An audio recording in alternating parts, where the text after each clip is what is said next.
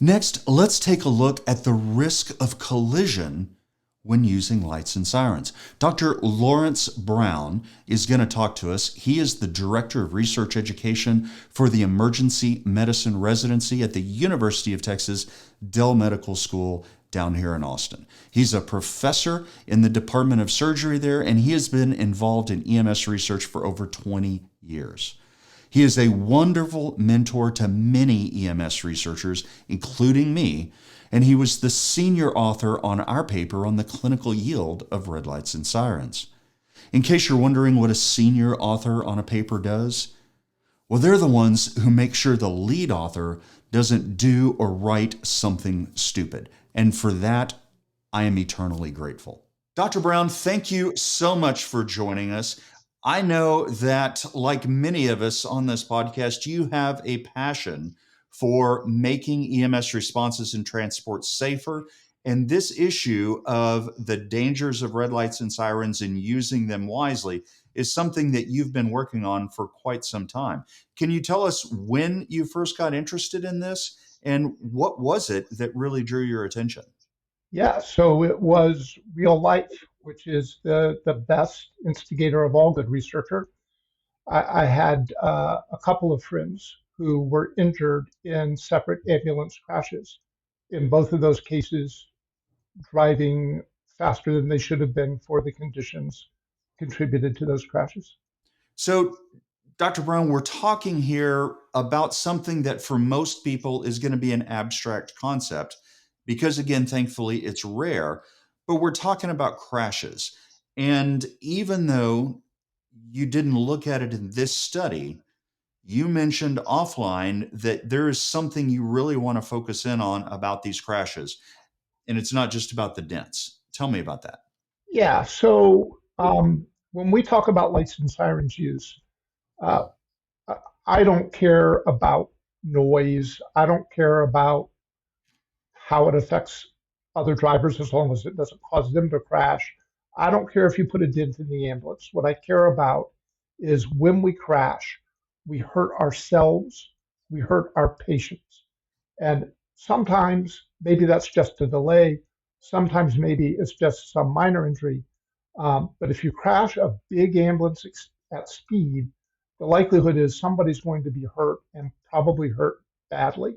Great point. Great point. Most of us, when we get hurt in this profession, this is how we get hurt.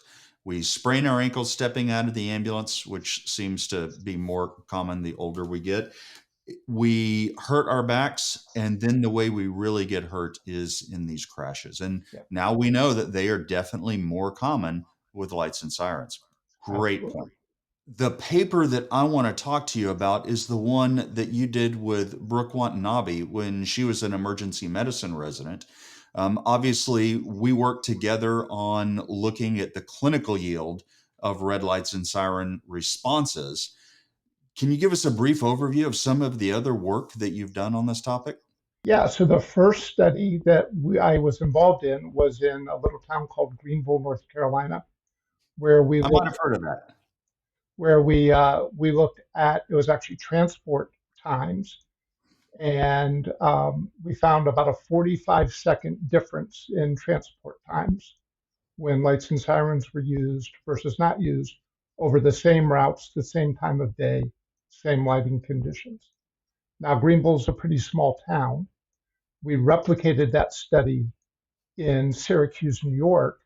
In Syracuse, we actually looked at response times. Syracuse is a bigger city, but we still found it was roughly, I don't remember the exact number, but I want to say about a minute difference in response time and transport times. There's also been plenty of studies by people, not me, that have looked at not only the time differences, but also that injury rates are higher when lights and sirens are used in an ambulance is in a crash. Most fatal ambulance crashes involve lights and sirens.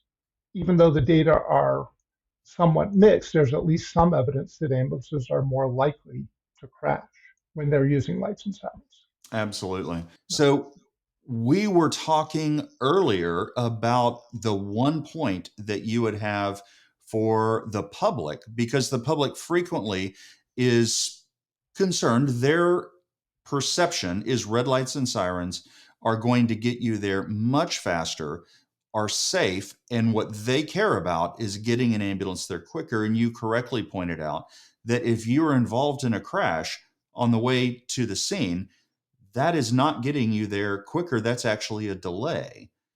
And up until a few years ago, we really did not have a way to quantify that. So you and Dr. Watanabe worked on exactly that. Can you tell us about that paper? Sure. One of the things that we recognized is that the data that we had um, really predated some of the modern technologies that might impact both lights and sirens use and the safety of ambulance response and transport. So, for example, simple things like dispatchers prioritizing calls based on the information they get, that's not relatively new to current day paramedics, but to old people like me, that's actually a new innovation. Things like real-time traffic mapping, where you can see on your phone or on a computer screen where traffic is backed up and where it's not, and maybe the best route to where you're going. That didn't exist when these prior studies were done. Traffic signal preemption technology didn't exist. So we thought, maybe the state of play has changed. Let's do an analysis looking at current day lights and sirens use and whether or not that's still associated with an increased risk of crashing. So You know, that's how we started on this road. it's very interesting that you mentioned technology has changed. So those are some obvious ways. I just this morning got a text from Dr. Abraham there in Austin, and it seems that they've been playing with a new toy, and it is a single person mono seat drone that just helicopters people to a scene. Now it's not ready for prime time, but as I looked at it, my smart ass question was, well, where are you going to put the lights and sirens on it? The birds have to get out of the way. But if you think about that, if that is the way you're responding, you don't have to use lights and sirens at all. I was doing a literature search on automated warning systems, and what I was looking for is lights and sirens. That literature is back in the 70s. What I found in current literature was talking about mesh networks where the cars communicate to each other. And as the ambulance is coming in, the network just has the car move out of the way automatically. Completely different concept than anything I've ever been associated with. So maybe this is a time limited problem, but I still see a lot of 1970s Chevys out there. So probably ought to do something in the meantime, huh? Yeah, I think it'll be a little while before we move to completely autonomous ambulances and emergency I think medical so. transport. Well, what did y'all find in this study? Tell me about the methods and what you found. Yeah, so we used the National EMS Information System database for 2016, which was the most current year of data at the time that we did this study. And we looked specifically at 911 scene responses and subsequent transports strictly by ground EMS vehicles. We excluded interfacility transport, supervisor intercepts, mutual aid responses, things like that. We didn't include those. And we categorize lights and sirens use. The way it's recorded in NEMSIS is either full lights and sirens use throughout either the response phase or transport phase, or there's a notation there for if a call started out as not lights and sirens, but then increased or started out with lights and sirens and then scaled back. So we were able to control for that as well. There's also a variable in the NEMSIS data set that is for a crash-related delay. So it's in the ambulance delay data for a delay that's caused by an ambulance crash. Here's what we found. So out of about 21 million responses in the data set, the crash rate was for responses about 5.5 crashes for every 100,000 ambulance responses. Now you can't have half a crash, so let's call that 11 crashes for every 200,000 ambulance responses. But the difference between if the ambulance was responding with lights and sirens versus not with lights and sirens was about 4.5 versus 5.5. So one extra crash per 100,000 responses. Doesn't sound big, but that's about a 20% increase in crash rate if you're responding with lights and sirens. Now, here's the scary part. In the 14.5 million transports with lights and sirens, the overall crash rate was a little more than 9 crashes per 100,000 transports, almost twice as high as in the response phase. And the difference between lights and sirens and not lights and sirens was huge. So without lights and sirens, there were about 7 crashes per 100,000 transports. With lights and sirens, it was 17 crashes per 100,000 Hello. transports. So that's like 2.5 to 3 times greater risk of crashing if you're transporting using lights and sirens. So Wow. So you talked about the fold increase. So that's your odds ratio. Just because this is a podcast known for being nerdy, in your model you mentioned weather conditions and unit and size. What were the other things that you controlled for? yeah, we didn't have weather. What we had was, so was it a big agency? Well, a busy agency or not? So we had agency volume. We Okay. had the level of care, so paramedic, intermediate, or basic. We had the type of agency, fire-based, community-based, hospital-based. We had how much the agency uses lights and sirens baseline. Are they we use lights and sirens all the time agency, or a half the time agency, or a quarter of the time agency?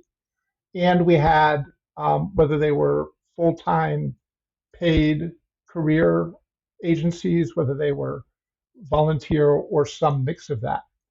We also knew whether the scene was in an urban area or a suburban area or a rural area. And so we put all of that into the models. And then we also did some, well, what if things. So, what if we take out the very small agencies? Does that make a difference? What if we take out the very large agencies? Does that make a difference? What if we look at daytime versus nighttime versus overnight? Does that make a difference?